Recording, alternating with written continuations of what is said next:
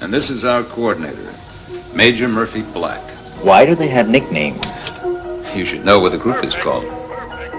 BAM. BAM? Big-ass motherfuckers.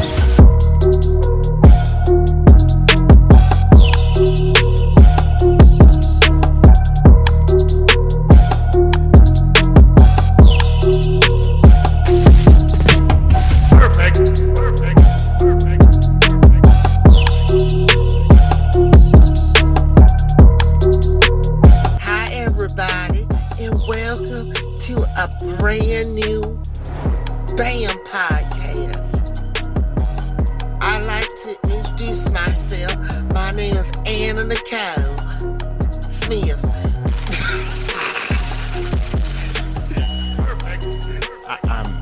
I got nothing. I have nothing, nigga. What you want me to say about Anna Nicole Smith and how do we get to it? You know what I mean? Of all things, you thought we would have our porno episode first, where we exclusively talk about black porn. You know what I mean? I think that would have came first with BAM, but nope. I had to do a shitty movie, and a shitty movie I found. How you doing, Eris? I'm processing. There's a lot to process, isn't there? I'm still processing. I'm still processing what came across my desk from you with this movie. And I use the term movie very loosely. It's kind of funny. You remember when we were talking about Wicked City, and I told you that was the anime that came up on that pay-per-view at the time. It was Wicked City. It was this one Skinamax movie I had to see. It was just okay. Yeah. But that, and there was one other movie, Skyscraper. And the only reason why I even remember this movie was because, well, I don't remember anything else. I just remember it said Skyscraper starring Anna Nicole Smith. And for whatever reason, that just stuck in my head. And I don't even know how this even came up, how I even got to looking at, that's what happened. Because Three Black Geeks, well, not Three Black Geeks, me and DJ Sue, just to let you know, because I love you, I have 2 Skinamax movies I want to do, and I know you have several of your own on your side. Am I right? Oh, you, without a doubt. So, in my diving of Skinamax movies, Eris said, hey D, check out this list. And I went on the list. And it was like the top, what was it, like 200 or some bullshit like that? It was the top 10. The top 10, I think they were either the top 10, like, bad Skinamax movies or just the top 10 Skinamax movies or whatever. And, yeah. And trust and believe, they're all bad. They're all bad. And I went swimming at that point, what you do when you fucking sit there on the internet. You just start surfing. And I went for another one that was a bigger list, and that's the one I was thinking was 100.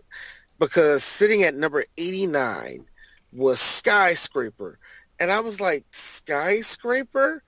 You mean that Anna Nicole Die Hard movie? Now, I didn't know enough of the movie being a Die Hard clone. That's all I remembered. Yeah. I have no idea how she was even in the Skyscraper. But I remember that. I was like, and I looked at the little thing about it. I looked at, how IMDb, you have to kind of go through a couple places to finally get to the YouTube trailer or some bullshit. And I did, and I was like, oh my God. Is this a Skinamax movie? Kinda. There's only 3 scenes of any type of sex, but... And they're all terrible sex. And they're all terrible sex. I mean, really terrible sex. Terrible. Kind of. Not even terrible. This is bad. And here's the sad part about this: is it a Skinamax movie? Not really. No, not really. Even for the action genre. It's not. Skinamax it's not enough. It's not enough to be. It's nowhere near close to being a Skinamax film. So I don't even know how the hell this ended up on the list to begin with. I think because of one person, Anna Nicole Smith. But she doesn't do anything. I got a question. All right, you know what? Yeah, she doesn't do anything. This is the weirdest thing. Now, like I said, you said, I know one of you saying, Die Hard clone. Think if John McClane, motherfucking Bruce Willis, was Anna Nicole Smith. Yes. Yes, it's a real fucking thing. I always felt like Anna Nicole to me is just one of those women who just embodies everything wrong with women. You know, I'm not saying that. Look, I'm not going to shit on a dead woman's thing, even though 10 years later, here we are. But I'm not really going to shit on whatever legacy you may say she has. But she always came off to the as one of those women that just got whatever she wants because I'm blonde and look at the guns. You know what I mean? The twins. Like her whole marriage to that old like Texas tycoon or whatever the hell that nigga was. All that shit. It's like because my titties look nice and Hugh Hefner said I was the Playmate of the Year. And I was like, gee, but I was only in that 1 month. How can I take up the whole year? You mean for 2 years, actually. 92 and 93. But I was only in there for 1 month, so how can that be a whole 2 years? Use your math, Eris. Stop, Deeks. Stop. Hey, Eris. All right, look at me, nigga. Look at me. I'm your best friend. What made you think I'm going to stop? What tells you that he's going to stop? No, because I'm really trying to listen. No, because I'm trying to listen to you do that. Like, do that imitation with a straight face, and it is not working for me. Oh yeah, it's working for me. I'm good. You don't understand how much of a straight face I have when I do that. It is so easy to do. First off, you just got to think like you're a 4th grader, and then think about then have this same outlook on life. Like, gee, there's like Iraq and stuff. But my titties are real big, so I really don't care. You gotta have that attitude when you talk. You gotta have that.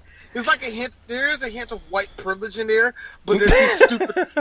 But they're too stupid to know what white privilege is. So it's like 90s. So what? So this is what mid-90s white privilege. Pretty much, yeah. And also, you gotta think I'm from Texas, so all the men were pretty much the same. You know, just drunk men that just want to just grab on any little part that you may have. I know I have like big old titties, and I understand that they're like, okay, yes, they are fake, but you gotta understand that's how you survive in these streets. In these streets. I was trying to say that. I couldn't do it. I fell apart. Great. Good. Okay. These streets, I tell you. Anyway, so, but that's my thing. Who? It's like, let's just give it to her. Why? The bitch looks amazing. Have you seen them titties? Yeah. I was definitely taken back a step when the movie, like, if I may, the start of this movie, we get not 1, not 2, not 3, not 4, I believe more than 5 close-up shots of her hand on that damn, like, of her flying. It's just a shot of her hand on the controls. Just, yes, I get it. She had an amazing fucking manicure. Thank you, director. I'm really glad that you just had to keep reminding us of that. Well, you know what, Eris? How will we know she's flying the damn helicopter? By the way, that is Anna Nicole's job. Yeah, she's a helicopter pilot. For a company called Heliscort. That's one hell of a name. When you need to be escorted around downtown, wait a minute, what city were they in? L.A. That was L.A.? Yep. All right, cool. Well, you need to be escorted downtown L.A. Try hella what? Jesus. Heliscort. Which is... Heliscort, which is it's a heli taxi transport for high-level clients. Don't just listen to us. Listen to our number one client, Bob Guccione.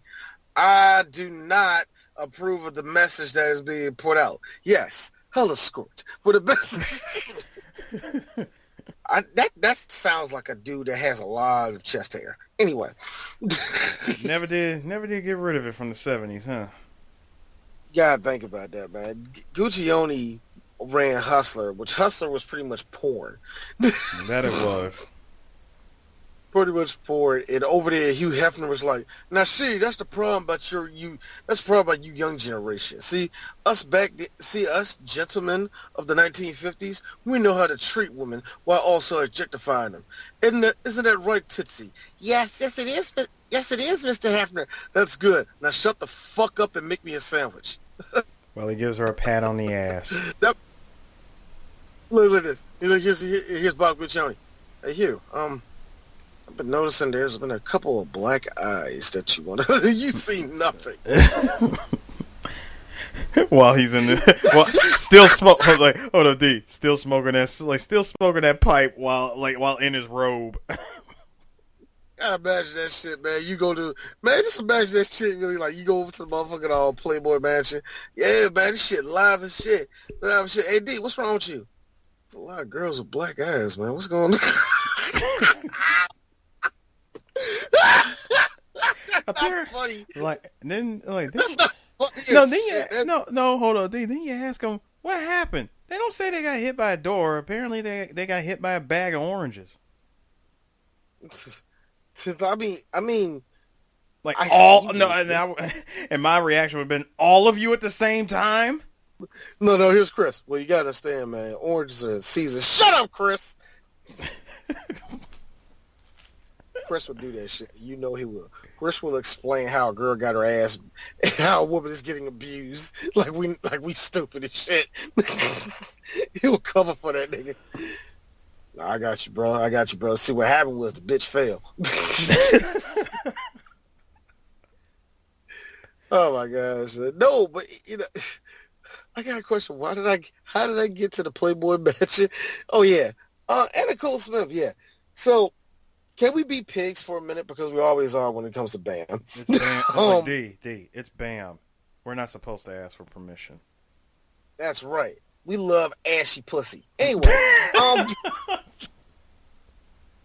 what's ashy pussy? Just need lotion. It ain't like it's bad. It just need lotion. What are you tripping? Why? You ain't a man, nigga. That's BAM in a nutshell. That little joke right there. Damn, spit shit. The fuck is you mad about? Ooh, booger touch. What? Oh. But no, okay. Anna Nicole Smith. She looks all right. She's pretty. I understand why guys liked her. It's funny.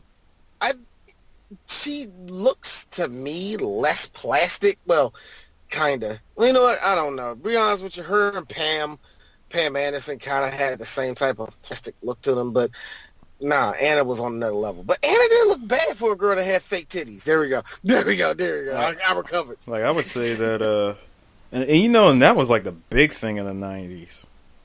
Yeah. Other than that and white women doing that weird shimmy thing on the strip club pole where they shimmy back and forth and they dip and they go up like they did something with that ass. Right. Yeah, that shit was hot in the 90s for white guys. Oh, yeah, go down. Yeah, now go right back up.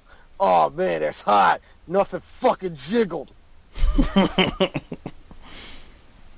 Meanwhile, Black Club, booty butt cheeks. So that was all we needed.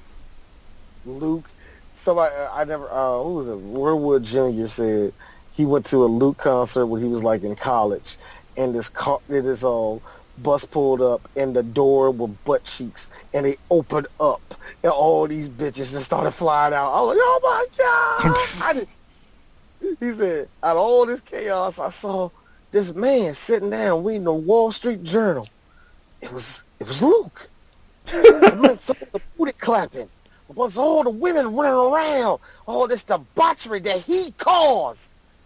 I said, oh, Mrs. Skywalker, Mrs. Skywalker, I can't believe, I just want to say I'm honored. He looked at me, you're welcome. And we're right back to reading. You gotta think, Luke is used to this shit. Just baseline. All he hears is baseline with his glasses on. Some girl bump into it. All right, bitch, damn. That's what. Oh, God, man. All right. But yeah, like I said, when it came to her, I got it. You know, she was that look of the 90s. That, you know, that Jerry Springer type of white girl they've always paraded. You know what I mean by that. I know. I don't know, man. The 90s were weird. The 90s did their celebrities dirty, man, to me. They really did. Because, that, you know, after that, she ended up, like, doing her own show on VH1 that got really popular, but it was like a cry for help because she was, like, always doing drugs and shit and, like, falling asleep while eating pies and stuff. And she got like big and shit. It's that time where she got big where it's like, you know what, she a chunky white woman, but she can get it, you know. And then she lost all that weight, and then she like had she had that overdose and died, and she died like her hero, Marilyn Monroe. You know what? I will say this: she had a weird life. She had a really weird life where she really did go out like her hero, and. Yeah, she's just one of those celebrities, man, you know. And you want to know something that's really messed up? You know, what's up? She died at 39. You know, that's not too far from where we are right now. Here's the difference. I don't like Molly. Anyway. And I don't touch shit, period, so. I'm not saying, but you're the straight. I'm just saying that I just think that it's just crazy that she was, you know, that she went out the way that she did.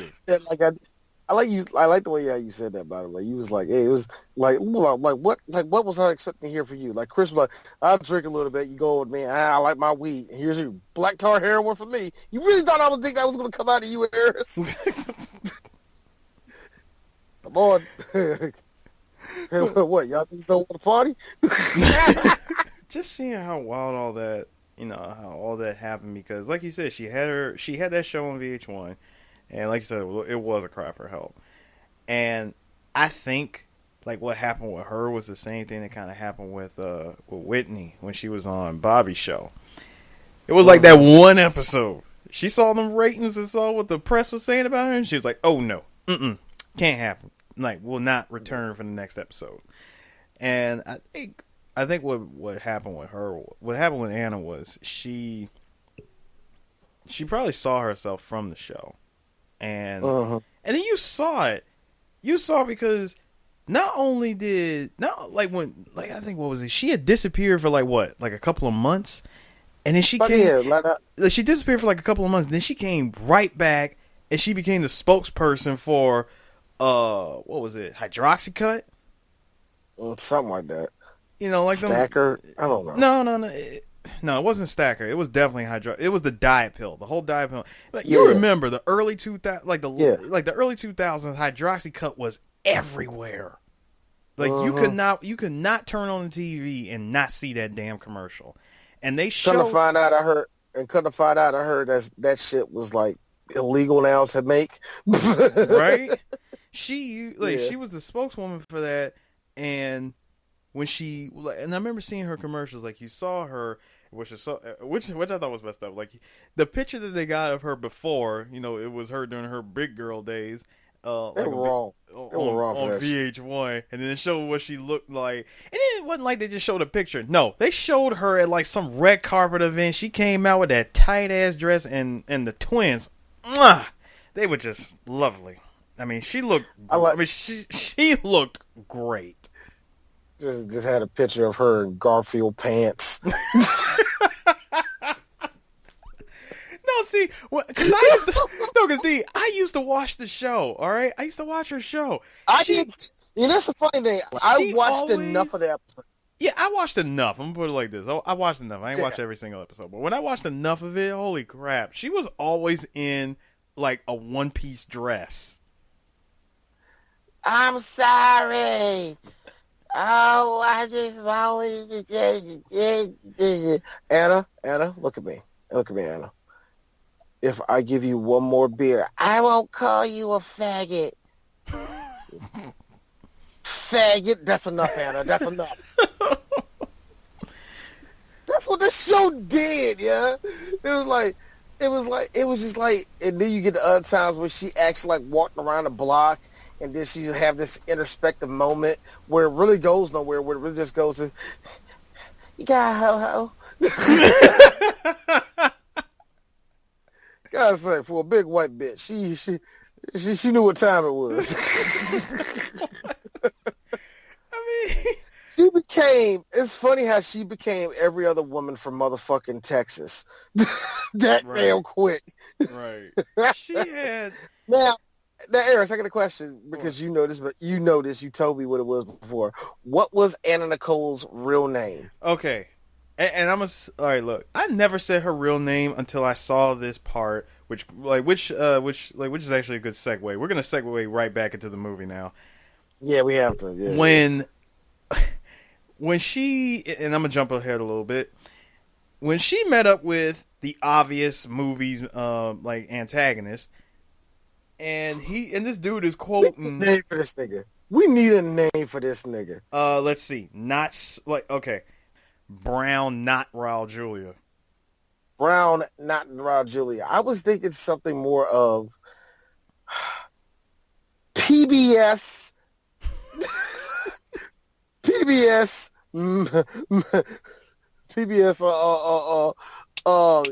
masterpiece theater actor, or better yet, or if I want to use another one, I would say Brown, not Raul Esposito. Yeah. Now, see what I did that's there. A good one. See what I did there. I combined two of them. Yeah. Raul and Esposito, yeah. He does kind of incorporate both of them, the acting ability and the look. Okay, now check this out. To give homie his respect, he was not in no other movie. Yeah, he wasn't in he doesn't even have a wiki. He doesn't even have a wiki page. But no, hold on, real quick. I didn't say this until, I did not call her out by her government until he came in and quoted, he just threw out a random, really random quote. He said, when men aren't there must be a woman to take lead or something like that. I forgot what it was. I know it when I hear it. But he said, yeah. But she just turned, and as soon as she heard that, she just turned, looked at him, and said, "Henry the Fourth." I slammed. Good. I slammed on my keyboard space bar, and I said, "Vicky Lynn Hogan." How the hell did you know that? Vicky Lynn Hogan. My name is Vicky Lynn Hogan. I'm going to say Horton. My name is Vicky Lynn Hogan, and I want to be this year's Miss. I want to be this year's Fair Queen. Vicky Lynn. I love the one thing I will always give on white culture is that they thought of a good way of doing shit was putting two country names together, and it becomes even more country. I love that. I love that. Vicky Lynn. Like my aunt's name is Rosalie. It's like when I hear those names, I hear you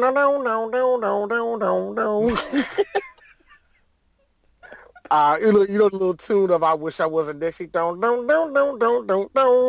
Yeah. Yeah. So, all right. Enough of that. But anyway, back over to the movie. Like I said, she was a helicopter pilot. Her husband, boyfriend, was that her husband? They're married, actually. They're married. Yeah, they're married. Oh. She's married to Gordon. Gordon. No, I'm sorry. Let's take a look at these names here. She plays Carrie Wink. Her husband is Gordon Wink. Winks, baby. Wait a minute, Winks. Okay, you know what? Whatever. Cool. And here we have our boy, Fairfax. Fairfax. That is a strong bad guy name. And also, Eric, to go with the fact that not only is he black, not only is he clearly a theater actor, and not only clearly is he not American, but he is German. Yep. You want to know from the west side of Munich.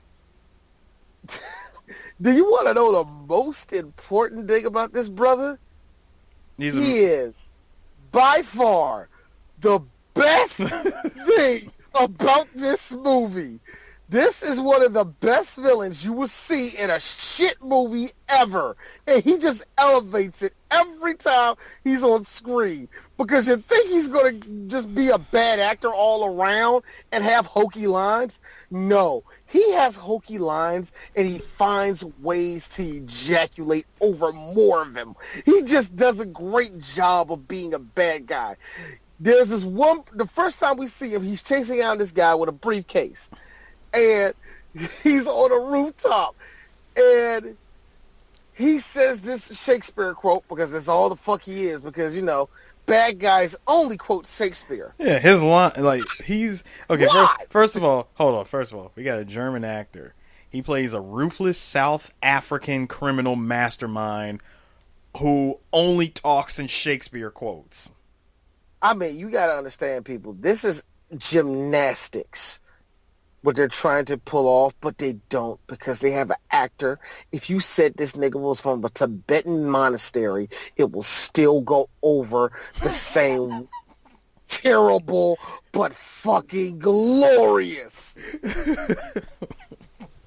Oh, he says the quote, not only does he shoot my man and shoot the briefcase that was handcuffed to my boy, he shoots the briefcase off him, and it falls directly down and not backwards off the building like Homeboy.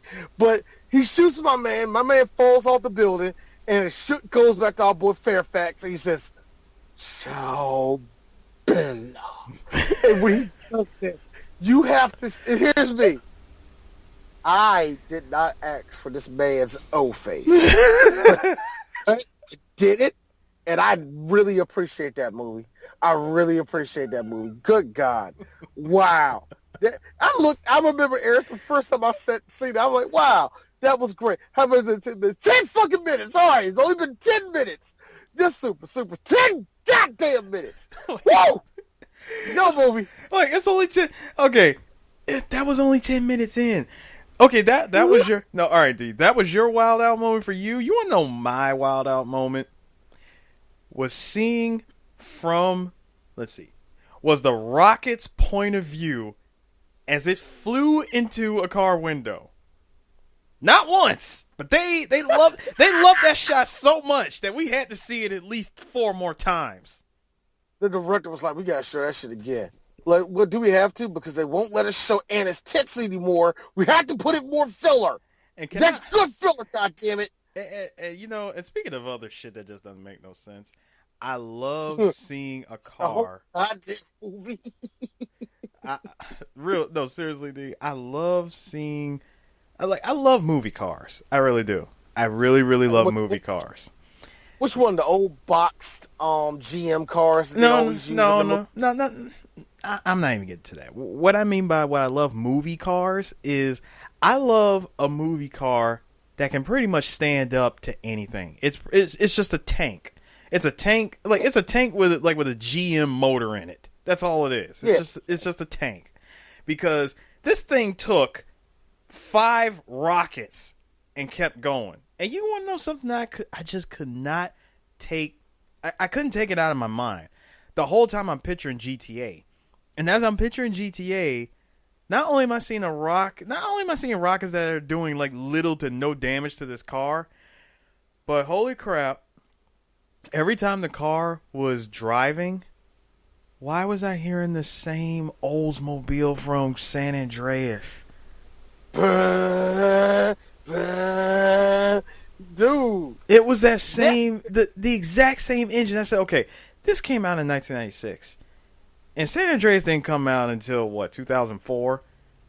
Yeah, something like that. 2003, 2004, yeah. Yeah, it was 2004 was when San Andreas came out. and they both use the same sound effect for when, it's the same car. It's the same car sound effect for driving. I'm like, yo, that doesn't sound like that does not sound like what an actual car sounds like. That sounds like some. So of course it doesn't. I'm like, that sounds like some manufactured shit. Like, that cannot be what a real. Like, when I heard the sound, I said, this cannot be where that car came from. Like, that car sound effect that did not come from this car.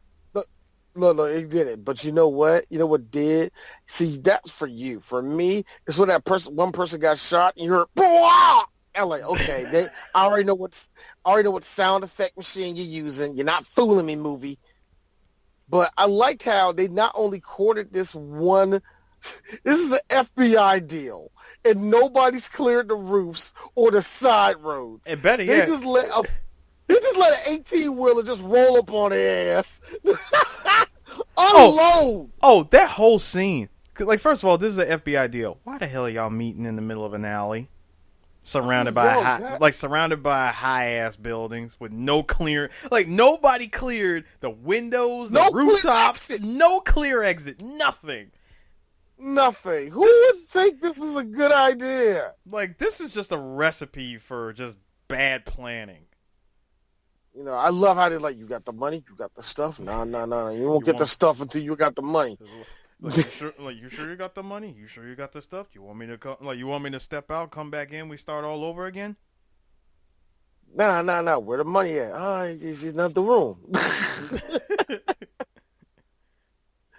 Yo, man, why the fuck somebody hit me? But no, I love how as soon as they rolled out, you just see the 18-wheeler roll up on one end of the alley, and the FBI is like, duh. Then you see my man with the fucking Stinger missile code off of Metal Gear Solid. I like the fact that we also learned that Mr. Wink, what's his name? Gordon. Joseph? Jacob? Gordon, yeah, Gordon Wink. He's actually a cop on the streets of Los Angeles, and somehow he gets, what? It's such a weak time plot. It just so happens that he's the only detective to actually be at all the crime scenes that your boy Fairfax leaves behind. Because Fairfax goes on a little tour. He goes on a bit of a tour around Los Angeles. The best one was when him and his French backup went into this club. And Eris, you know what? Extras in movies are a beautiful thing. They are. Because he was like, hey gentlemen, how you doing? You want to talk to, would you like to have one of my girls? And when you said it like that, you look at the girls, I gotta be honest with you. They were so like, hi. they were like, yeah, we're my girl. We're whores. Like, wait a minute, what movie is this? Like, yeah, like, what movie is this? Like, yeah, we're here. Yeah, we're just here. Free drinks. Free drinks. You know that's exactly what they did.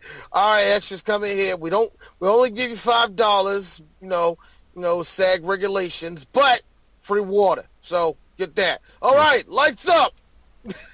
Yeah, free water, and then just throw in some freaking seltzer and like mix it with some seltzer and make it look like it's champagne.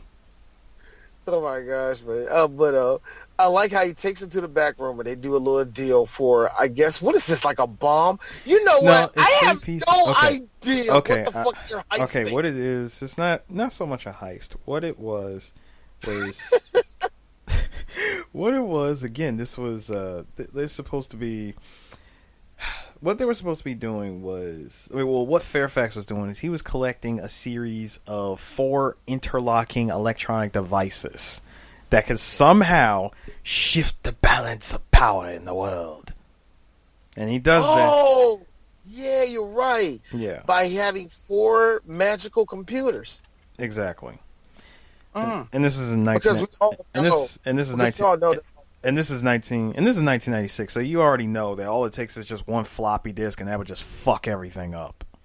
You know what I'm saying? All it takes is one asshole in the next room with at least a 56K modem to take down this whole plot.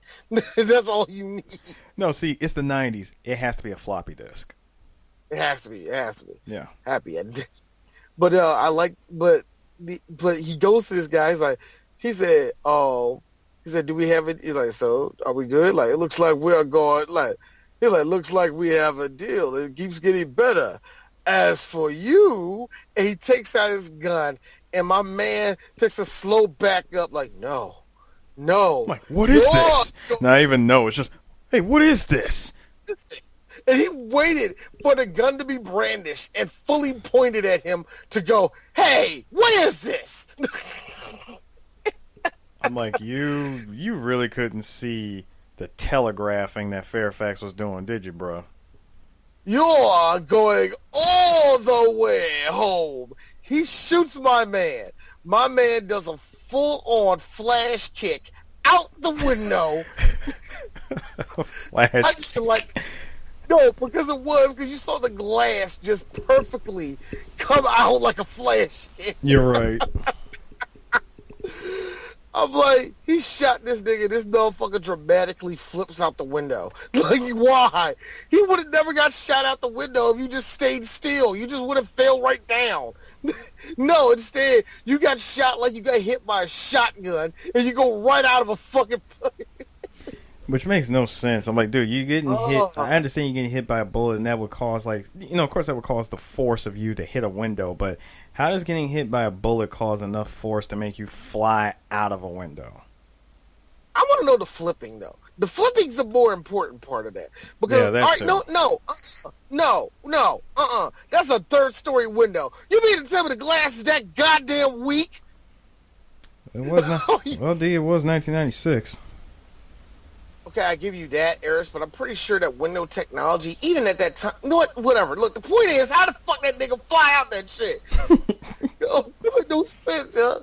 But I'm telling you, man, that's when I find out that his partner was French, and I was like, the South African with the Frenchman, and I'm pretty sure that guy right there is ex-Marines. I'm pretty sure that other guy's like German soldier. Yep, German. He has a German name. Wow, so this is an international gang of terrorists. Yes. All-star team. Not an all-star team. It wasn't quite the all-star team, because you want to know what was missing, since this is a Die Hard clone, or and again, using the term clone very loosely here. Since this is a Die Hard clone, I'm missing Mr. Asian, long-haired, super mustache sneaking a Snickers. You know what? This movie they did that would have been some extra gum or some bullshit. Some extra gum. No, wait. Hold on. No, wait. No, wait. This is 1996. Some Yipe Stripes gum.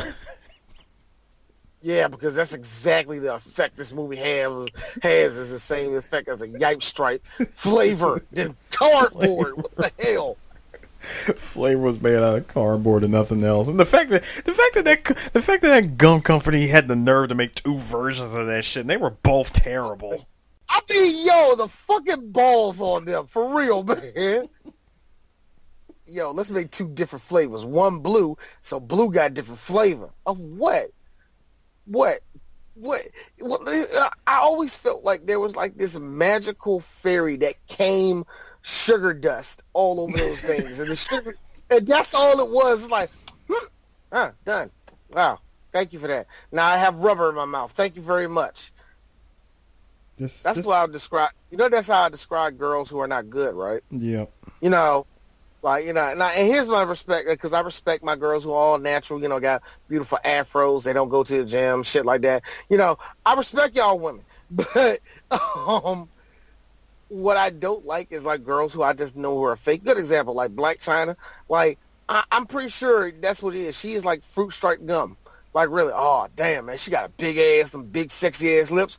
Oh snap, she about to go down. That's it. That's really it. Wow, that wasn't even a second. What was that? Holy God. You're done? Are you good? Is this good? Yes, sweetie. God damn it. Nigga, you know what's bad when a dude getting a blowjob? He got to hop on X video. That is never a good thing. What you doing? Oh, no, I'm recording you, baby. Lying like shit. I bet Girls, Girls, no, I mean that. Girls, watch out for niggas that do that shit because it's hilarious, but don't get disrespected that way. In fact, just to make it even... No, I think what's worse is that dude, he gets a bad blowjob. He doesn't even go to X videos. That nigga will just get up and do some mundane activity. Like, he'll just get up and go wash the car or something. That nigga was that disappointed, he needed to take his mind off of it. Motherfucker immediately goes outside and starts, like, takes the weed whacker and starts edging the fucking lawn and shit. And just to show you really ain't shit if that nigga did it in the middle of the night. I know, right? Jalen, are you okay? I'm all right, Samantha. So your head game is ass.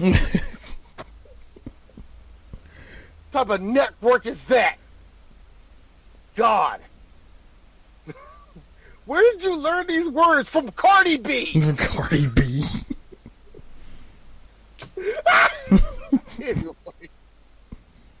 Anyway. Damn it, Samantha. So. Put a bit with that brunette. See what I'm saying? So with this movie. Again, I like how we're not talking about the movie. I mean, I really do want to cover the rest of this. So, I do, yeah. So what we got here is a heist that's going on at this building. And I don't even know if you can even call it a heist. I mean, what we got is we got Fairfax. They took out the fucking security team. So I guess they took out the security. They took out the security team, and my man came over and took over what looked like the back end of Nick Arcade. Like, you know what I'm talking about. He went into the security system. I like how this motherfucker cut out all the lights and then appeared behind this nigga Undertaker style with the wire and took his ass out. Yep. And everybody else. I was like, that was dramatic. I was like, you know what? I gotta be real. DJTSU would have said it best. You just had to kill him. A gun butt would have sufficed. He would have been knocked out for the entire movie. You know what? Duh. You know what? I was mad because that was definitely a wasted opportunity. Not for that part, but the part earlier. The African dude with the headphones working the mailroom. He was pushing that cart, right? And completely unknowns to him, terrorists show up, right? And when they were asking him to help him find the silver briefcase, and when they eventually found it, he actually pulled one of us, dude. He said, "Hey, look, man, you said silver. You didn't say nothing about a black case." I thought that was funny. And then the dude right behind him, he judo chopped him. I said, "Bruh, you had a gun. A gun butt. A gun butt would have you had a perfect opportunity to gun butt this dude, and you just judo chop him. You were this close to me giving this movie an ounce of respect." Here's my question. What do you have to say for yourself, movie? What? No, I know Anna Nicole's titties are going to come back, but what do you really have to tell me? Yeah. No, I know they do. What do you mean there's going to be a rape scene? What made you think that will make me get... Why would you think that will make me get off? Oh, no, I'm not kidding, people. We're going to get to that. Yeah. Speaking of getting off, how about the fact that Anna Nicole is flashback into her having sex with her husband while flying the chopper? Because that thought is always nice. I like how the last time, it was so funny, they landed, and when they landed, Fairfax just walked right straight up to the helicopter, and Nicole, because she was like, "Gee, I wonder what people in 1996 did before cell phones came out, because now would be a great time to play Candy Crush." Because she was looking at straight up nothing. Yeah, she was. So, but this is what happened. Fairfax walks straight up to the motherfucking helicopter and pulls off an antenna. Now, okay, 2 questions for D. Number 1, I know it can be that easy, but really was that easy? And number 2, how did you know it was that antenna and not another one or something like that? Whatever. I don't care. But them pulling that antenna, they can't get. Anna cannot get in contact with her boss, who is being played by guy you see at the dog track with a cigar. That is like the best way I can describe it. I'm really be honest with you. I am accurately, whatever picture you got in your head, think of that one. If you all right, and to all my Spanish people, think of that one for like you got like an uncle or some shit, or you know somebody that be going to the dog track all the time, but he white. But like your uncle or some shit. But think of the white friend he got. You know, the guy that always got the little got that cap. He has like furry eyebrows, sort of like that. You know, there's always a stogie in his mouth.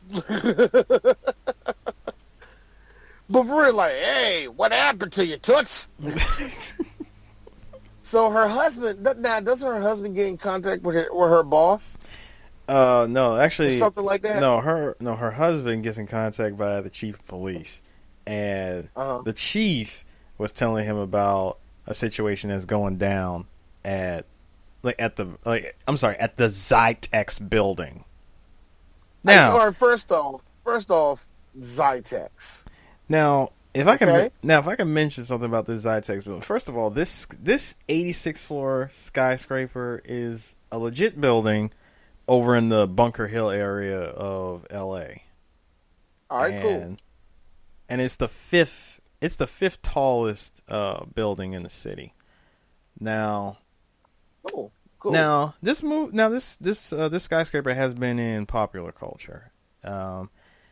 If I may, it's been in. Let's see. Oh yeah, it was in the opening, it was in opening credits and the establishing shots from L.A. Law.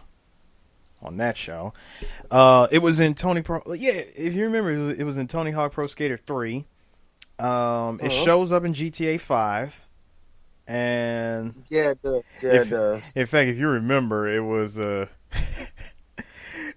was called the Schlongberg Shots Center, and now the building is also known as Catco Enterprises and Supergirl for anyone who watches that show. And the building also collapses when the U.S. Bank Tower collapses on top of San Andreas, and that was in the San Andreas movie. And it also appears as the L.A. branch of the CIA in Gotcha. So what you mean to tell me the best actor in this movie is technically the building? Yeah. With a history like that, I mean, that resume, yeah. You're the best thing in this movie. I mean, next to Fairfax, you're the best thing in this movie. Yeah, think about it. The skyscraper in this movie really is just the house of madness that is this movie, and so it stands up very well. Like, there's no mega explosions. The building outside looks nice. The garden, it's actually truly a symbol of Los Angeles. I mean, do you really expect a movie like this to have like crazy ass explosions? I mean, I think the movie already shot its low with the crazy explosions by showing us that same shot over and over again with that damn Stinger missile going into that car window. Well, yeah, I mean, yeah, but titties, Keep watching the movie. No, man, no, seriously. I love Anna Nicole, but even her tits weren't enough for this movie. Because right there, titty. No, right here, the Eris is more like titties. D, it is 2018. I can literally go on my phone, type in the word titties, and get all that I want. That doesn't keep you around. Like, my nigga, a Google search. That's it. A Google search that will take me less than 2 seconds. Because Google's that nigga when it comes to porn. Anyway, but yeah, I like the fact that the Skyscraper is the best actor in the movie. And at this point, the terrorists fuck up all. Don't the terrorists like throw out a motherfucking grenade at the cops or some bullshit? And Fairfax like makes a decree that he is taken over because there's going to be a revolution and the People's Republic should be not. You know what? This is one of the most disjointed, I'm going to take over the world plots there was. I don't get how this was supposed to stop the world banks and shit. Like, I don't know. Whatever. It's just bad. I mean, what they did with this movie was this. Whoever came up with the idea of doing this movie, all they did was they watched one part of Die Hard and just said, that's it. That's what we're going to do. Let's make a movie off of this. Now, Eris, I totally forgot how we got to that point. I know that Fairfax said to kill Anna Nicole because... Anyway, so they go up there... So they go up there to try to kill her. And I like how she then has the best idea ever. She goes full Solid Snake. She rappels down the building. Bro, when she rappelled down first, I like how she tied the rope, she tied that rope around herself. She jumped off she jumps off the building, and I'm like, okay, here's your Bruce Willis moment. I see what you're doing. Whereas Bruce made it more badass with a fire hose, you're using this thing. Okay, all right. Yeah, I like how she jumps off and you hear unenthusiastic There was the unenthusiastic Then we sat through probably 5 minutes too long of her swinging back and forth while my man here, who's got the Uzi, just shooting at her and missing terribly. I mean, not hitting a thing. I mean, I could see, dude. Why didn't you just shoot at the rope? Shoot at the rope. Why are you shooting at her swinging from left to right? I like how she's swinging from left to right, and she's not even going fast. It's like this little wee.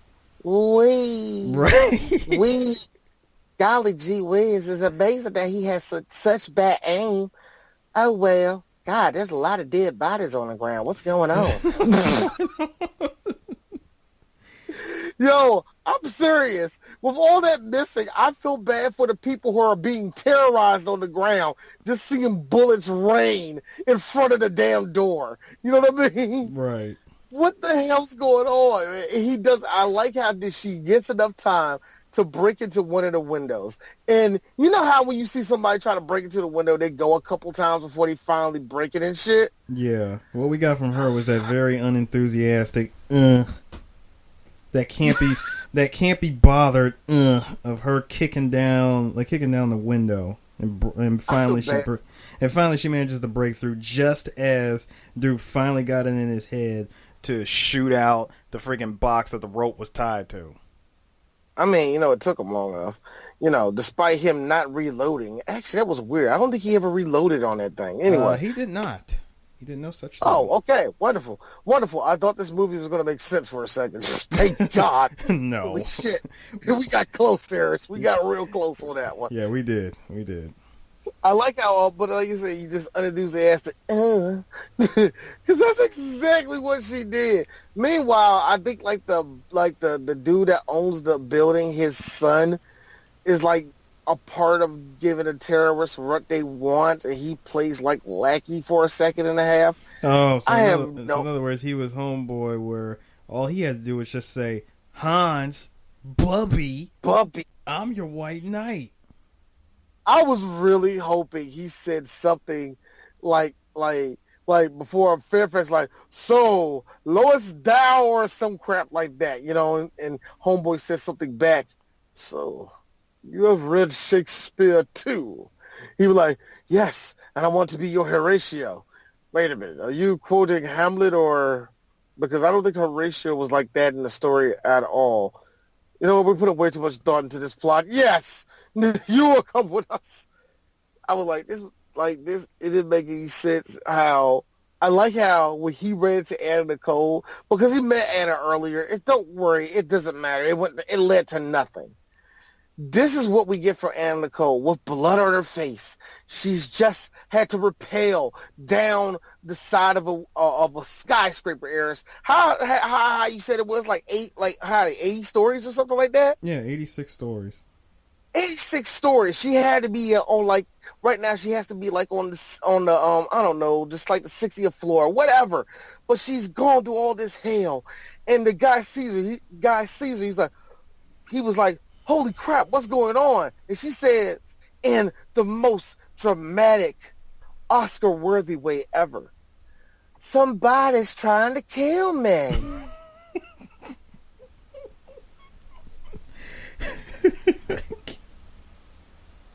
No. You. Oh, I was about to turn off the... Eris, you don't understand. I was really about to leave.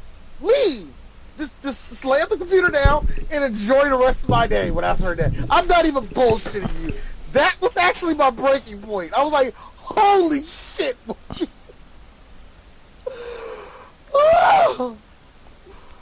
Oh, God. Who said, "I bet Anna Nicole gives me a blowjob if I make a movie based off of her"? Who said that?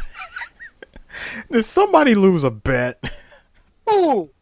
This seems so like Harvey Weinstein shit, man. Who said I can get this girl exactly what she wants and she's going to let me put my finger in her booty? Who the fuck said that? Was it you, producer? Was it you, director? Come on, who said that shit? One of you motherfuckers said, I bet I could. I wish I could, nigga. Speaking of which.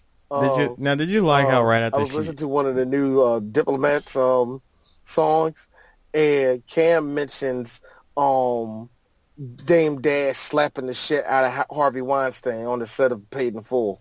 Uh-huh. Just had to mention that. If everybody wants some, like, some good old black excellence, there you go. Imagine Dame Dash slapping the ever-living shit out of Harvey Weinstein. I hope that enjoys your black excellence right there for that moment, because the only black excellence you're going to get from here on out is the fucking villain. And Fairfax at this point is coming Shakespeare lines for no apparent reason, because obviously grown-ass men cannot track down Anna Nicole. How? Can I... Now, as she's making her way through the building, I like how she decides to hide herself. She first, She first hides the suitcase in a trash trolley, and then we see he has one of the components. I forgot about that. Yeah, and then she catches who earlier. I said this to you. I said, "Yo, I didn't think she was gonna run into the time skip backwards." Friggin' Macaulay Culkin. Yeah, until you find out. Now, just throw it out there, because I'm not really going to do none of that, because I already feel weird enough doing a accent like I am doing right now. That little kid, there's a lot of uncomfortable touching that you see with her and that kid in the movie. Mm-hmm. And here's the lovely part about that.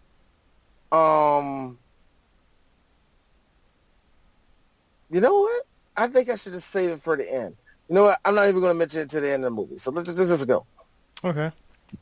So my man was rolling around on the big wheel trying to do his best, his best freaking Shining impression. I thought you were going to say that my best 90s kid impression. That kid was fucking 12. Yeah, he was riding around on the big wheel. He had to be at least 9. Okay, all right. I don't know about 12. He looked kind of big for a big wheel though. But he was riding. He was riding the hell out of that damn big wheel through them damn cubicles. And and the whole time I'm just that's what it was. I'm like, my man over here, he's doing his damnedest Danny impression from The Shining. I know, right? Yeah. And I'm over here like this. I'm over here thinking to myself, there's that one guy that don't got kids, that hate children. This is, oh my God, Florida, get your fucking kid. Right. I don't give a shit if he's there. So give a fuck about that kid. So we find out that she finds him because he was looking for his mom, who had got shot earlier, because she stood up, had had the olive drab color clothes on, and she got shot by the terrorist who they thought was Anna Nicole. No, but this is the wrong woman. Where's her fake breast? Where's her dumb look on her face? When she got shot, of course, if anyone who actually gives a shit, you look into the movie and think, oh man, Like they actually killed her. Yeah, about that. Anyway, she so you don't see her for the rest of the movie. Is all I'm trying to say. You really don't. Don't worry, we're getting to somewhere with that. Anyway, I like how the kid that then you got also there's one goofy security guard. Oh yeah, they refer to him as Dudley Do Right, and he likes to quote Dirty Harry. Yeah, because all security guards want to be cops. Was that resentment, D? Kinda. I mean, just thinking about how they managed to do all of that and they still can't find her. How hard? So this girl not only does she go into the vents? No, she did not go. No, she didn't. That was somebody else. Yeah. In fact, that was actually the SWAT team. The SWAT team, when they got into the building, they were trying to shimmy their way through the vents. I'm like, okay, here's another Die Hard trope that we're taking here, going through air vents. Not necessarily, not the main character or the main villain. We're just gonna get some cannon fodder characters. Okay, cool. Yeah, because they're not going. Yeah, they're going to die. So let's just see what they just came from the academy and only got 2 days left to retirement.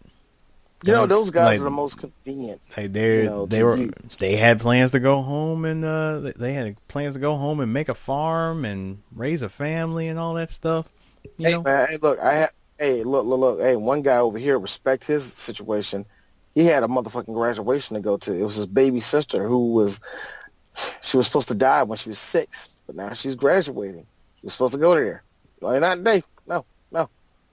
Because of a stupid movie. Because of a stupid fucking movie. Because of a stupid goddamn movie that had to be made. He's not going home. And can't see his little sister walk the motherfucking stage.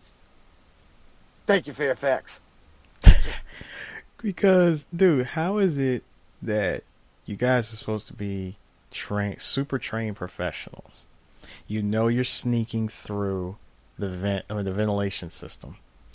Why on earth would you have your walkie-talkies be on and be loud as fuck in that vent? At no point did anyone decide, this might have been a bad idea to turn them on and go through this ventilation system. We're trying to be discreet. We're trying to be quiet. We're trying to be secretive. We're trying to sneak in. Yet it goes off loud as hell. They're already making noise inside the damn ventilation system. So my man here turns around, pulls out his gun, and just starts firing shots. You know what I like? I like seeing the team get decimated over stupidity. I mean, it was super stupidity. Because while 2 of them managed to get away, and the one dude who got shot in the leg... Wasn't that Michonne that got him? Wasn't that Michonne that got him? Wait, what do you mean? Remember, there was one of those terrorists, a black woman that had dreadlocks. No. In fact, you barely see that guy. The one that the one we saw was the French guy. He was the one that was manning the security system, and he shot at dude's leg. Then he tried shooting at the other parts of the ventilation system. And he's like, short guy. Okay, so he starts firing shots left and right. Gets close enough. Notices the blood drops on his hand and looks right back up at him. Au revoir. Because I'm a villain. You know what? How was that, Sandy? It was okay. Well, went on a little too long, but it was all right. It went on too long. Thank you. It did. That's what exactly. There was a lot of scenes in this movie that went on too long.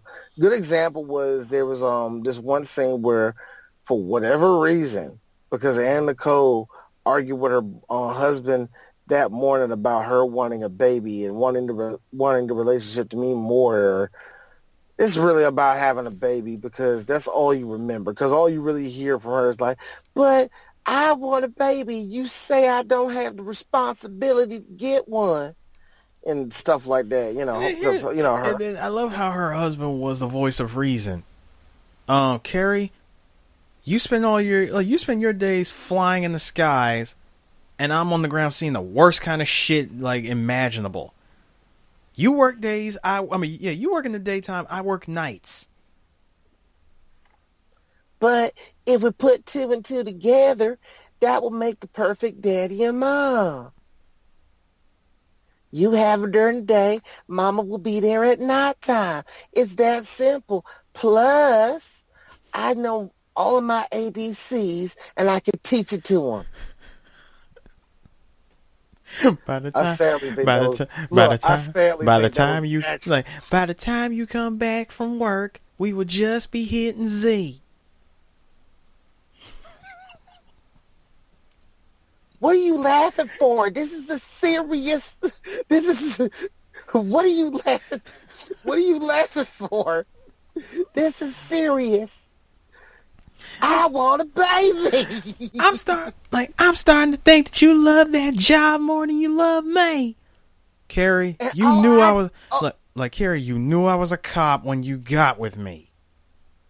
I thought cops and policemen had different schedules. Wait, what? Like that doesn't even make sense. Look, chick, I wasn't even saying that. Look, I'm gonna be honest with you. I'm trying to get enough time before your breasts start drooping, and the second that happens, we'll have a baby. And if they look, go, I'm playing a long game with you. And if they go, I love you. And if they go, look, and to tell you the honest truth, just really, really being honest here, if they go down any further than where they already are, I'm getting a divorce. Oh, I'm getting divorced. And you know what? I have a secret to tell you. Despite me saying I don't like that hip hop music, I like black chicks. I love them. It's like I actually arrested this black hooker like last week. Managed to cop a feel. Gotta say. Managed to cop a feel. Didn't managed to cop a feel. I managed to sleep with it. You know why? Because I'm a good cop. Cause I'm a good cop. But when I copped a feel, man, the things that ran through my imagination. Carrie, you gotta count yourself lucky you're married to me. Because if I go out and get one of them baboons, you're gonna be mad. What? Gordon's racist. I don't know why you didn't think he was. Wait. So we already gonna consider him racist? He is Blue Lives Matter all the way. Because you gotta think, he's an LA cop he's an LA cop. We're done. No, so hold on, D. He's an LA cop, and you're right. He's an LA cop. Blue Lives Matter. You want to know why Blue Lives Matter to him so much? Because much earlier in this movie, we get to see that same goddamn Stinger missile shot fly at the freaking car, and his partner gets killed. Oh God, I forgot his partner was already in this movie. He was like dead and shit. Revenge, Blue Lives Matter. I mean, oh my God, man. I mean, God, again, that shot, man. But no, this is what I was going to say about this. We talk about how scenes like either go nowhere or just go on too long. This is what we get. We have basically Anna sitting there thinking about her and her husband Gordon in the middle of a farm. Okay, whatever. They're having a picnic and they have incredible sex, the best sex. Oh, this is incredible. This is sex that is so good. The sex that is so good. Your jeans don't come off your pants. Your jeans. Eris? Hold on, your jeans don't come. My God. Hold on, D. Your jeans don't come off. Your dress barely comes off. We have a song. We have a song that plays by a woman that just feels so off in just this scene alone. And and if I could also add that because this is the mid-90s where like we're doing a quote unquote love scene like this is supposed to be sexy. Even for 1996, this isn't sexy. I'm sorry. There are episodes of Red Shoe Diaries that are sexier than this. I mean, I like the fact that he fucked my girl so hard. Not only did his dick not hop out of his jeans, but only only her breast came out, and only in the most halfway there fashion. And I like how they're laying there, just like they just had this awesome Lexington Steel versus, God, I don't know what Bobby girl. Bliss.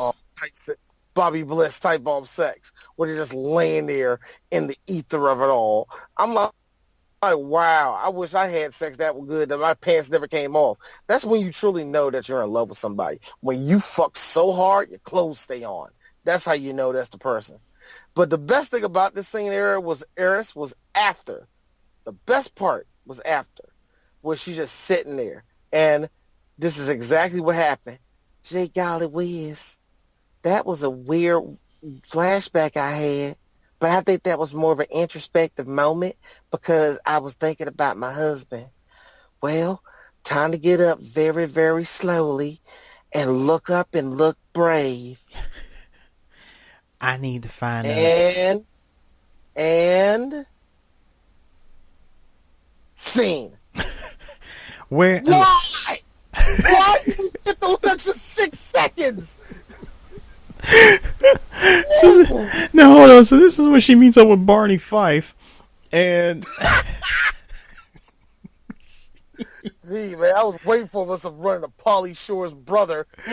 Just she runs into him, and like she runs into him, and they decide like, okay, like wait, I said, wait, you gotta like, do you have a gun? And I like how she gets a gun. Right, gun didn't have any bullets in it. It's like, there's no bullets in this gun. good. Oh, yes, Anna Nicole has a gun. And come to find out, we get a little flashback of that. She's actually a pretty good damn marksman. Here's the sad part about this. Oh, she makes it. Yeah, she actually says that too. Tomorrow. Wow, you really got the hang of this. Well, I am from Texas. Here's the sad part. Dee actually believes that Anna Nicole could probably do that shit. I don't know. There might be an episode of Anna Nicole where she tries to shoot a gun. She nearly like busts her face. I don't fucking know. But a part of me really thinks that Anna Nicole knows how to shoot a gun, and even more so to give herself some more credit. If she knew how to shoot a gun, I bet she can one hand a Desert Eagle because she a motherfucking Texas bitch, and that's what they do in Texas. Woo! Red State, baby. Anyway. Red State.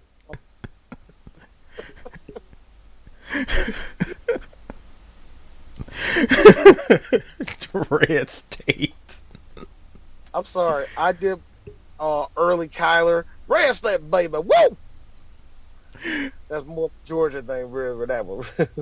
But anyway, so I like I said, so apparently she's a good marksman. And I love how this one scene where you get the one woman, with a white woman, where Anna gets the drop on her. Shoots this chick dead in the back, right? Oh, no. Yeah, wait. Now, hold on. I know that part you're talking about. That's actually a little bit further ahead. See, I'm sorry, go ahead. What took place, what we actually got, while she's hanging around with freaking Paul Blart, we run into probably the shittiest office shootout ever with Anna Nicole, and and our homeboy from American Gladiators. Yeah, Malibu. Now, some of you probably know who Malibu is. I'm not saying some of you.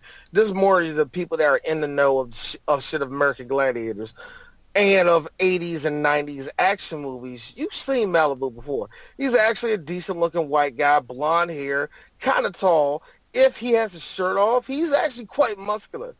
He got hurt. He got hurt like 3 times on American Gladiators, man. I remember that as a kid. Now, let's just be real here. He is this movie's Carl from Die Hard. Oh, yes, he is. And the best part about Malibu is kind of still doing work to this day. Actually, I think the last thing he actually did stunt-wise was actually in 2016. So, hey, they actually got a vet in this movie, so I give him that. Yep. He pulled it off. Like, the fact that he's still getting work, that's amazing. Yeah. Yeah, I think he's just doing like more, coordination than anything else. You know what I mean? Yeah. Now, I mean, choreography. More of that than anything else. Now again, that was some good. I mean, that was a good, like a good bio on him.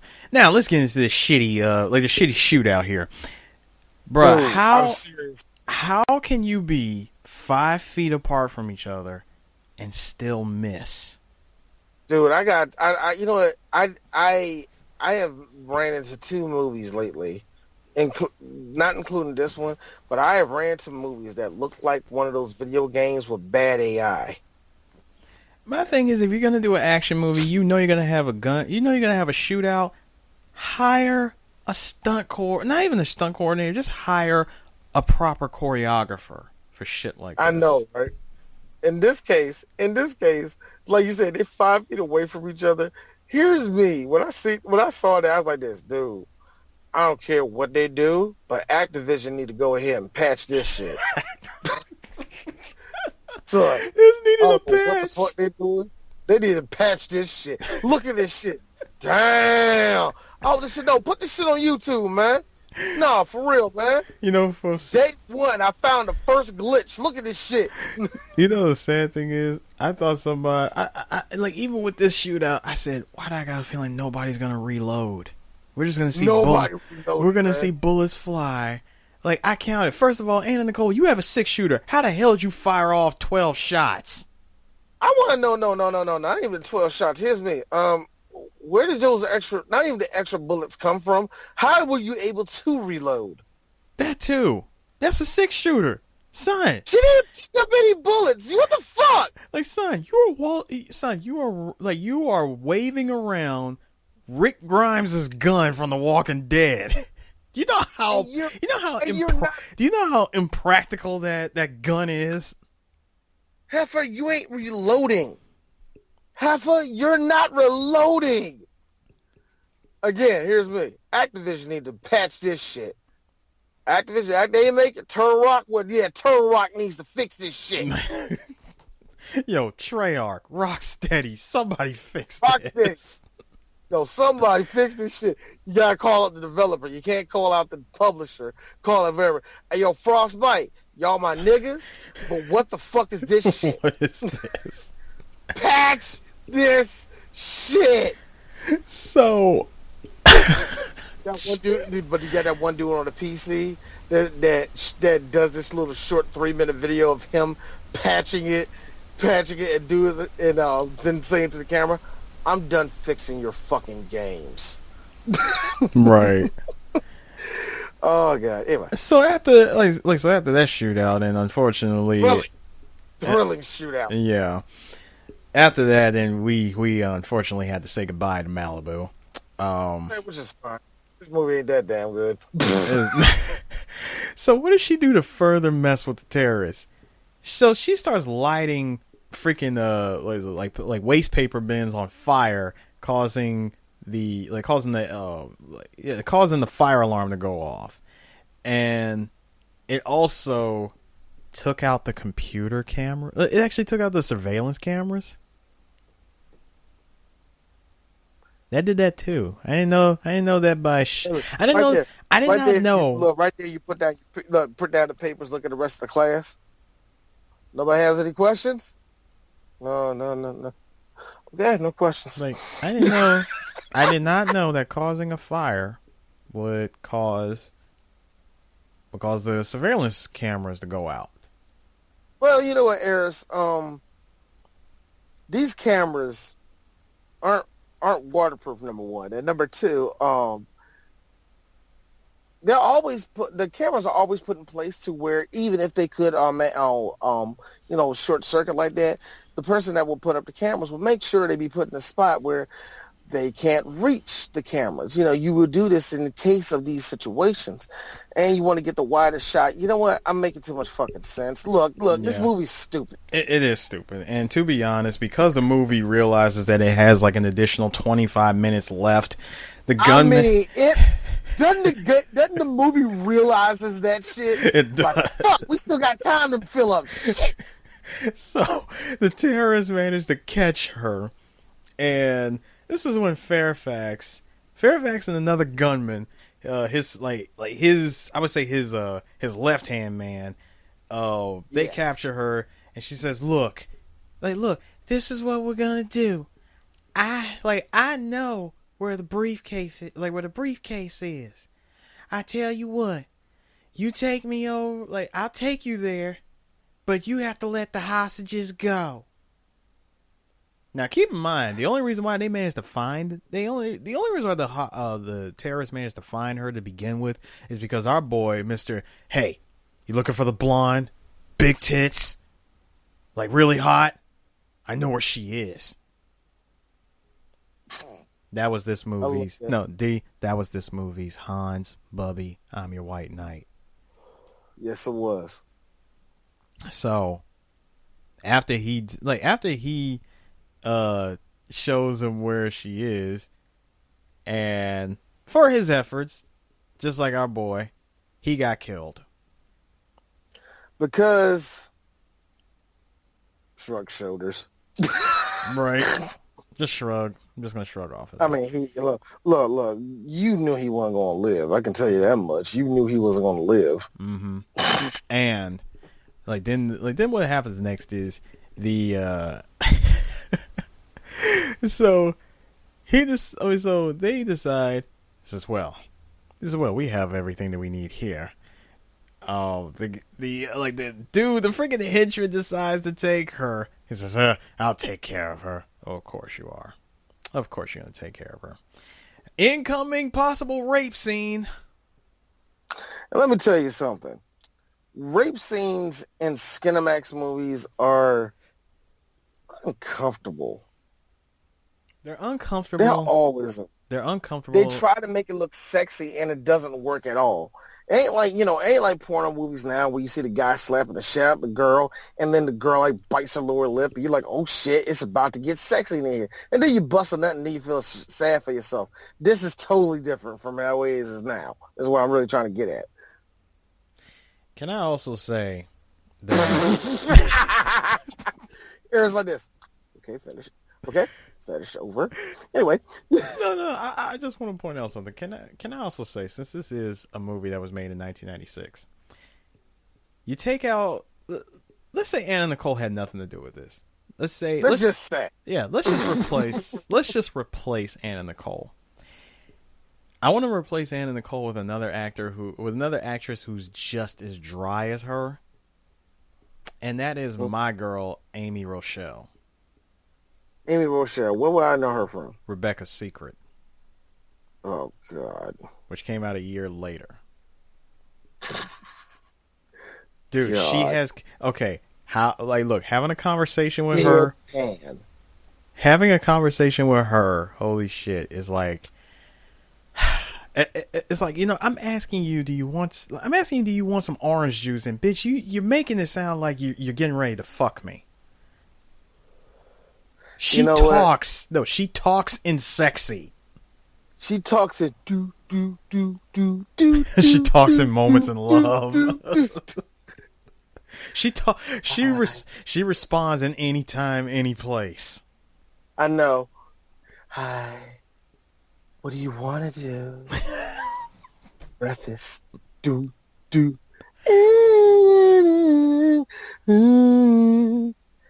Pancakes. Grapes. She communicates in a woman's worth. I know, right? You know what, man? But yeah, I still think it falls on who wanted to bang out Anna Nicole, because that's the only reason why this movie is here. And the whole thing about he was like, yeah, I'm going to do you all night long. And how did she escape out of this thing? Oh, you want to know how she escaped? So first of all, she acting like she's enjoying it when really all she's doing is reaching into the drawer for a pair of scissors. She stabs homeboy in the dick. Yeah. Wonderful. Yeah, wonderful. Provocative. You know what would have been better? If, his pants were actually unzipped during this rape scene. You know what I mean? Oh, well. I do... What I do like is she managed to stab him in the leg. Yeah, it's... Okay, technically she stabbed him in the leg, right?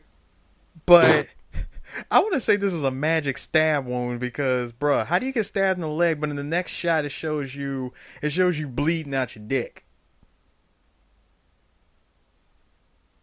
Help me out with that movie. I mean, anytime. Anytime you want to make sense.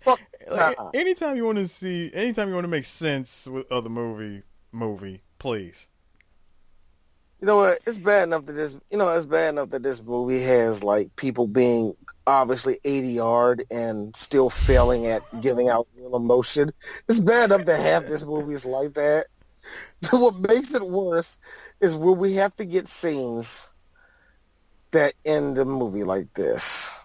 Oh my god, my dude! So my dude, after she stabbed him, we finally get to see Anna Nicole's physical skills in combat. Okay, so they were split up. Fairfax had Anna, and Gordon had the little kid. Hey, D, why did they have a little kid? I'll be honest with you. I clocked out 40 minutes ago. Yeah, you clocked out. Why you asking me for shit? And you know what? Just to speed things up a little bit, we actually get a couple of really shitty action scenes. We got my man who shows up in the duster and sunglasses, and he's beating the shit out of Gordon, but Anna Nicole gets the drop on him by smacking him with a freaking wrench. And I remember, yeah. She smacked him with a wrench. One shot at this nigga. No. She attempted a one shot. She hit him in the arm, but guess what? He backhanded her, and she was pretty much incapacitated for for the remainder of that fight.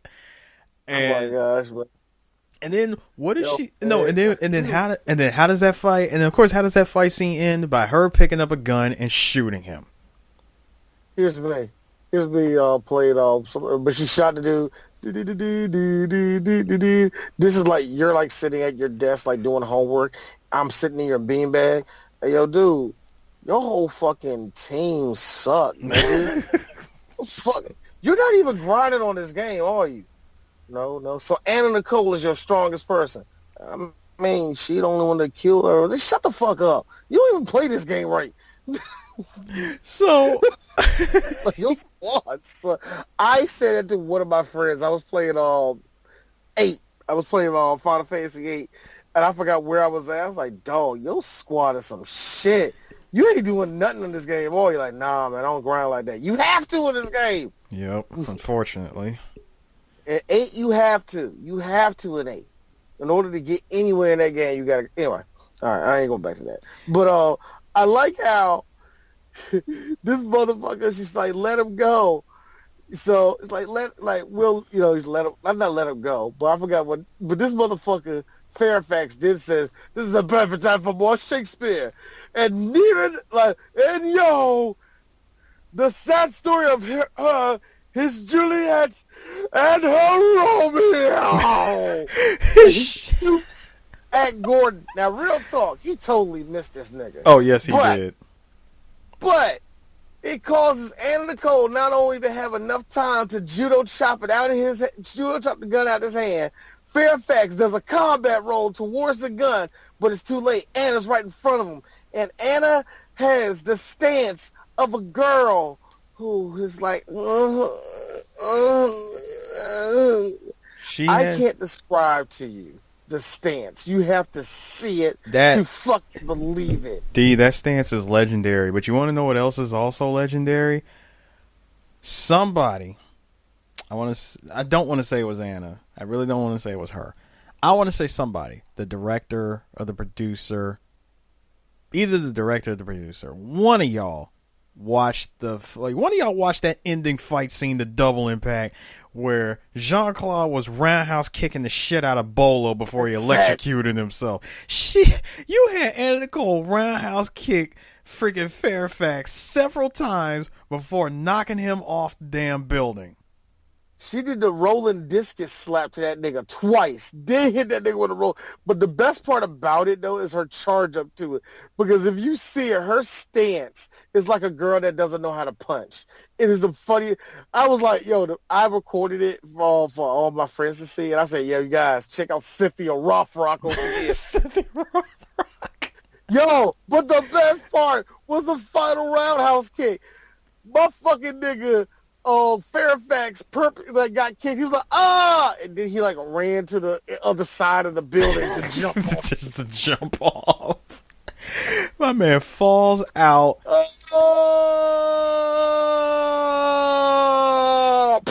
I was like, yo, this bitch Geese Howard this nigga. Oh my God. I was like, doo-doo-doo. Anna wins. Fatality. I was like, let's just bring this up. No, hold on, guys. Hold on. Because, don't worry, we got like 3 minutes left of this podcast anyway. I just have to say, you realize that Anna Nicole has just murdered at least 10 people today. Nice. She murdered... No, not 10. She beat up by 6 people. Let's see. She legit murdered about 6 people without trying. Without trying. And then the best part. They get down to the ground, and Anna is still with the little boy. She's like, all right, sweetie, don't worry. Everything's going to be okay. Your mama is inside of that hospital. No, she was in the ambulance. So she's inside of the ambulance truck. You understand? It's okay. All right, sweetie, give me a kiss. Mwah. Thank you. I wasn't playing when I just said give me a kiss. Anna Nicole tells that boy to give her a kiss before the boy has to see his mama. You don't even know the kid. You don't. But before you start saying, oh, man, we got to pull her pedo card, y'all don't give a fuck about her anyway. But before y'all go anyway with that, like calling her a pedo, that's her son. The kid that's in this movie is her son, which begs the question. I know why her son was so fucked up. Because he had to deal with his mom, and the fact that the first movie he was ever in, his mom was getting dry humped by this average-looking white guy. Actually, let's see. There's 2 really shitty sex scenes, and of course there was the rape. No, so I can't even call it rape. That was a friggin' fondle. But still, even though, I just want to know, why in the sense of a movie when she tells the little kid to kiss him? You don't know that little boy. Ew! Yeah, you're right. Ew, baby. But then it's the old adage, the old attitude that was back then, and it's starting to change now because this is like no real talk. That's some pedophile shit. Back in the day, you have a hot chick kiss you and you're like 10. Nice, right? Now it's like, hey, Miss Robertson, come here. Yeah. So I don't want you touching my kid again. No. Understand? Next time I'm calling the cops. Don't touch my child. No. Don't do that. I'm gonna tell you what's gonna happen. See, I'm telling you don't, because if I find out, I'm gonna call the cops. But by the time I call the cops, I'll already be 1 foot away from you, ready to whoop your ass until they get there. So, what I'm telling you is, you stay the fuck away from my son. All right? Why don't you just put him in another class? You know how hard that is to do as a parent? No, as a parent, you understand how fucking hard it is to move a kid to another school? Nigga, that is fucking... Anyway. I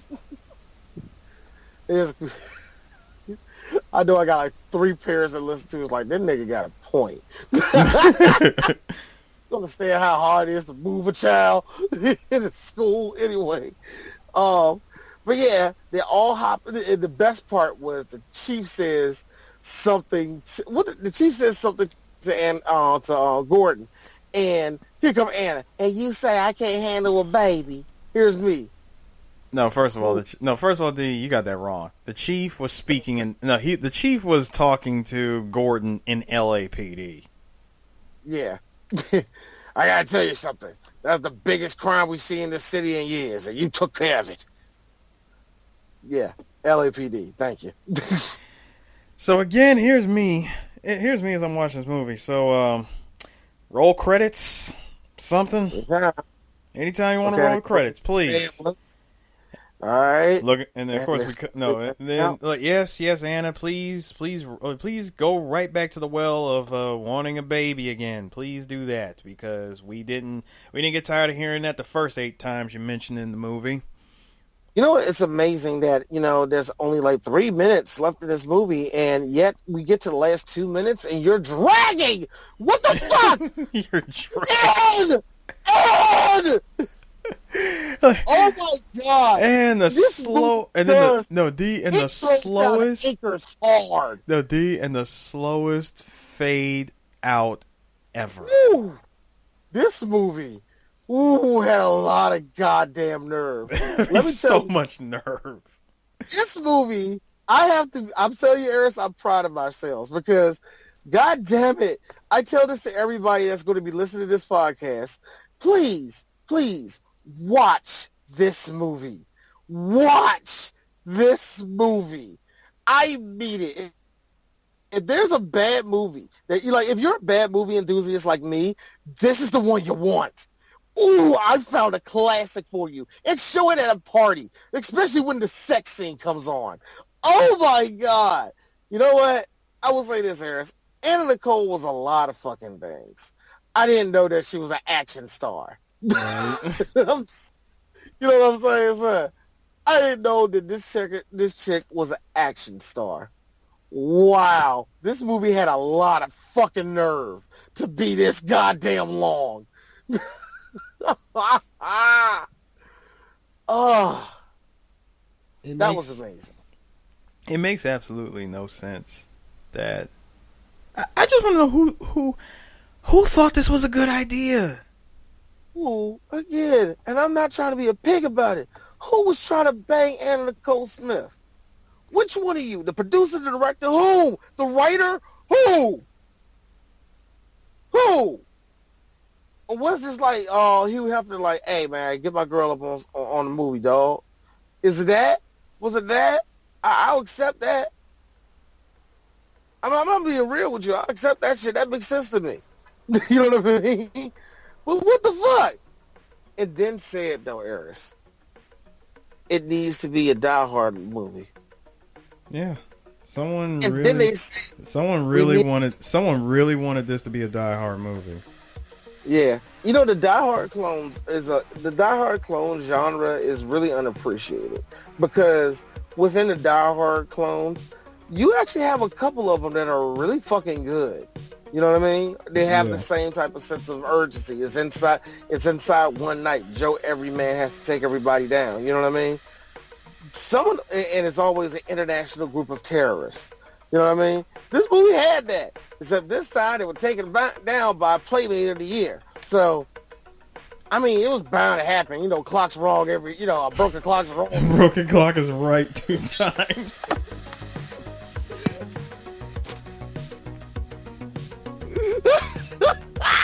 You're so right. A broken clock is right twice a day. Yo, did they get rolled? Did they get washed? I don't think they got washed by it. I don't think they did. I don't think it was a total. I don't think they got totally. It wasn't. Annihilated. It wasn't. No, it wasn't that. But some of them did get jobbed. They got jobbed. Yeah, some of them did, man. At least I will say this: Malibu, I have officially done 2 of your movies. I have done. The other movie we did was Mortal Kombat Annihilation, where he was there with his fellow American Gladiator, the guy that played Jax. I forgot his name. But, yeah. He was an American Gladiator. But also, that being said, he was in a movie. He played Motaro. That's his name, right? Motaro, right? Yep, Motaro. Motaro, yeah, that was it. Centaur. That was him. Yeah, and guess what? Half of those abs, those was actually his. So, I mean it. Hey, I'm glad I did 2 of these motherfuckers movies, man. Because the next time I think we'll do a movie of his is actually this movie. I do kind of want us to do the Lou Ferrigno Red Brown movie Cage. I think it's time for this. Mr. Takagi's in that movie, nigga. Yes. I think we need to try to find I gotta find a copy of that on something like that, man. Because they have 2 of them. The second one's even more batshit insane. Mr. Takagi gets his back broken in the first one and somehow comes back with a new back. It's like, what the fuck happened? and Luke went from this likable, Eugene character like, I like to wrestle. No, I don't want to fight nobody. In this movie, he's just gone full-blown Andre the Giant. Just blah and shit, nigga. It is insane. And in the second one, Red Brown just literally takes down like kung fu artists like nothing. Oh, it's amazing. That's all I gotta tell you. But anyway, that's probably the next time we do anything with Malibu in it. But right now, we got a couple more stuff that's on our plate. Maybe we do a porno. Maybe we do a hentai. Maybe we all say happy birthday to Eris because this is going on for his birthday. Dude, happy birthday. Thanks, man. Appreciate it. Yeah, because last time I put something on your birthday that was band related, I think it was Bubble Black. I want to say yeah. I think it was the first Bubble Black. Wait a minute. It was either Bible. No, wait. We either did Bible Black or we did Child Play. It was one of the two. No, we didn't do Child Play until October itself, man. Speaking of which, everybody, what are we going to do for Halloween? Well, we got some ideas. One of them involves Chucky again. And the other one involves Rocco. The good question is, can the BAMPodcast pull off 3 in 1 month? Well, we did on this month. So, I'm just saying, rubbing my hands together, maybe we can. I mean, maybe. We'll see about that, man. But yeah, I definitely want us to, we definitely want to do something about Chucky, man, because you had told me about the curse of Chucky. You didn't tell me about the cult of Chucky, though. Oh. So, I didn't tell you about it, but I did see it. Yeah. We got some stuff to talk about. Alright, see, this is what I'm talking about. And I can't wait for us to do that. But, speaking of which, that's weird. I did mention Bible Black. And we do have one more chapter to do with it. I'll think about it. Until then, DJ Sue, been good talking to you, bro. Been good talking to you too, sir.